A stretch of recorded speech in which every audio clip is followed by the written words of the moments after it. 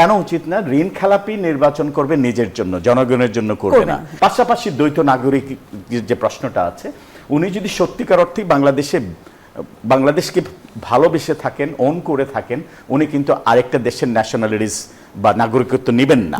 এখনো পর্যন্ত নির্বাচন কমিশনের উপর নানা রকম অভিযোগ আছে। নির্বাচন কমিশনের ক্ষমতা প্রয়োগ অথবা নির্বাচন কমিশনের সিদ্ধান্তের উপর নানা রকম প্রশ্ন রয়েছে। সেই জায়গাতে অসম প্রতিযোগিতার কোনো সম্ভাবনা অথবা কোনো আভাস এনসিপি দেখছে কিনা জানতে চাই, আর থাকলে সেগুলো কি কি? নিশ্চয়ই একদম দারুণভাবে অসম প্রতিযোগিতা আছে। ৪৫ জন ক্যান্ডিডেট ঋণ খেলাপি, তাদেরকে নির্বাচন কমিশন নির্বাচন করতে ছেড়ে দিয়েছে আইনের মারপ্যাচ দেখিয়ে। এর ভেতরে নির্বাচন কমিশন ছেড়ে দিয়েছে, হাইকোর্টে গিয়ে রিট হয়েছে, প্রার্থিতা বাতিল হয়েছে, এরকম ক্যান্ডিডেটও আছে, 2 জন অন্তত আছে। আবার গতকালকে একটা ঘটনা ঘটেছে যে নির্বাচন কমিশন বাতিল করেছে, 2 জনকেই বাতিল করেছে। মানে ধরেন প্রার্থী এ কে বিএনপি মনোনয়ন প্রত্যয়নপত্র দিয়েছিল নির্বাচন কমিশনে, কিন্তু মনোনয়নপত্র দলীয় প্রার্থী হিসেবে জমা দেওয়ার জন্য আগে একটা প্রত্যয়নপত্র লাগে, ওইটা দিয়েছিল। প্রার্থী বি কে দেয় নাই, প্রার্থী বি এরটা বাতিল হয়ে গেছে, প্রার্থী এরটা ঋণ খেলাপি থেকে আটকে গেছে। ওই দিন মনোনয়ন নিয়ে ওই দিন আবার উনি বিএনপির প্রার্থী হয়ে যাচ্ছেন। এইটা কতটুকু আইনের এর মধ্যে আছে, কাঠামোর মধ্যে আছে আমি ঠিক জানি না, কিন্তু এটা একটা মানে আমরা জানি যে প্রত্যয়নপত্র যেদিন জমা দিবে সেই দিনই, মনোনয়নপত্র যেদিন জমা দিবে সেই দিনই দলীয় প্রত্যয়নপত্রটা জমা দিতে হয়।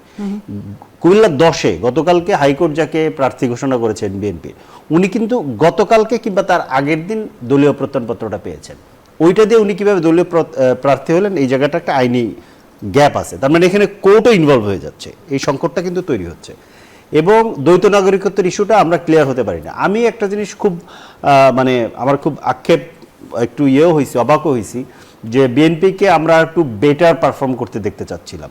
আমরা চাচ্ছিলাম বিএনপি আর একটু বেটার পারফর্ম করবে। বিএনপির এইবার যে পরিস্থিতি, বিএনপি অনেকটা নির্ভর একটা পরিস্থিতিতে সে নির্বাচনে যাচ্ছে, তার জন্য তাদের ভাষায় ওইরকম শক্ত প্রতিদ্বন্দ্বিতা নেই, কিংবা প্রতিদ্বন্দ্বিতা থাকলেও কাদের সাথে প্রতিদ্বন্দ্বিতা করতে হচ্ছে, যার মধ্যে একটা দল হচ্ছে তাদের সাথে 22 বছর জোটে ছিল, এটা একটা প্রতিদ্বন্দ্বিতা, আর হচ্ছে নতুন কিছু দল আছে আমাদের মতো। তার মানে এই জায়গাটা কিন্তু অনেক বেশি রিল্যাক্সড, এবং এই দলগুলো কেউ তার শত্রু না, প্রতিদ্বন্দ্বী, এটা ঠিক আছে, কিন্তু শত্রু না। তার মানে আপনি রিল্যাক্সড করতে পারতেন।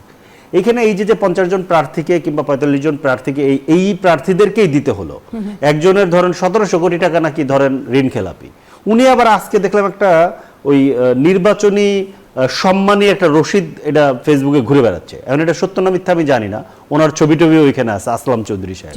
ওইখানে সম্মানী কি ওনাকে দেওয়া হবে নাকি উনি দিবেন ভোটারদেরকে, এটা আমি ঠিক বুঝতে পারিনি। সম্ভবত ভোটারদেরকে দেওয়া হবে, কারণ ভোটারদের নাম এবং এনআইডি কার্ডের নম্বর আমি এখানে দেখলাম। ধন্যবাদ। তো এই সব কিছু মিলে নির্বাচনটা কিভাবে পুরোপুরি নিরপেক্ষ এবং সুষ্ঠুভাবে হবে সেই প্রশ্নটা রয়েছে। ইসলাম মিথিল, একটু আপনি বলবেন কিনা যে সবগুলো ঘটনা, অভিযোগ বা যে বিষয়গুলো ফরিদ বললেন, সেই সব কিছু শুনে আপনি মনে করেন কিনা যে বড় দল হিসেবে বিএনপি বাড়তি সুবিধা পাচ্ছে?